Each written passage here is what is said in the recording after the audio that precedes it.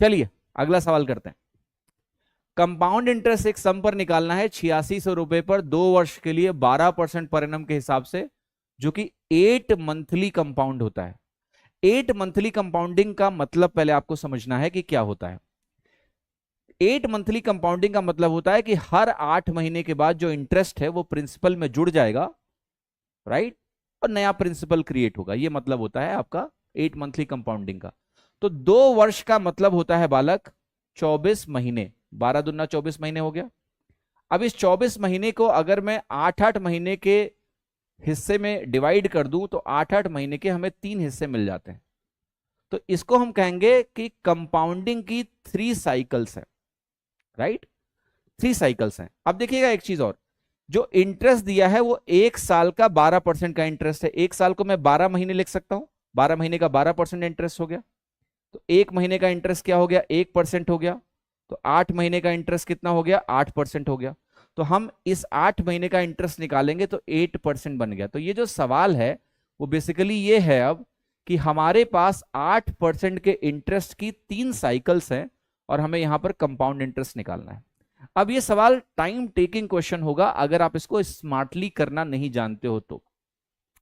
यहां पर जो इफेक्टिव सीआई बनेगा फॉर 3 साइकिल्स वो क्या बनेगा पता है आपको? जब 8% 3 बार आप लेते हो तो इसका जो नेट होता है वो होता है 25.9712%। ये कैसे निकलता है? बहुत सिंपल है। अगर आपको ध्यान हो सक्सेसिव में अगर मैं 8% लिखता हूं तो कुछ इस तरह की कहानी बनती है, 3a.3a² तो यहां से ये वैल्यू आपकी 24 बन जाती है। a² 64 तो ये ऐसा बन जाता है और a³ आपका 512 बनता है। तो जब ऐसे लिख के आप टोटल करते हो तो ये 25.9712% का नेट इंटरेस्ट मिल जाता है। इसको इफेक्टिवली आप बोल सकते हो कि ये 26% के पास में है, 26% के बहुत करीब है भाई। 25.97 इज अप्रोक्सीमेटली 26%।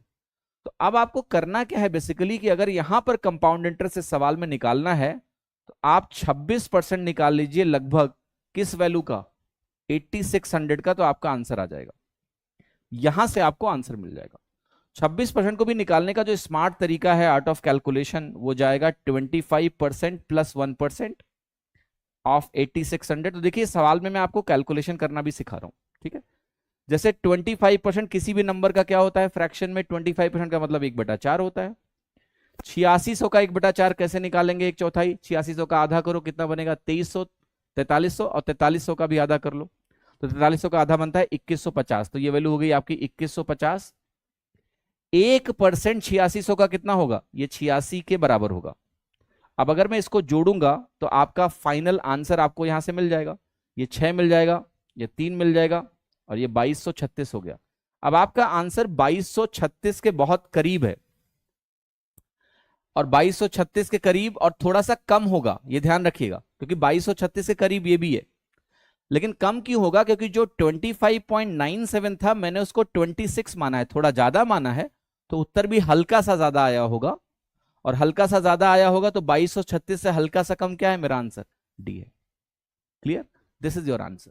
तो इस सवाल को अगर आप कन्वेंशनल तरीके से करने जाएंगे बिना अप्रोक्सीमेशन के तो आप स्ट्रगल करेंगे।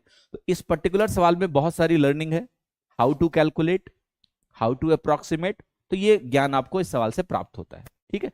तो ये 8% 3 टाइम्स लगभग 26% होता है, ये दिमाग में रखना आपके लिए फायदेमंद होगा।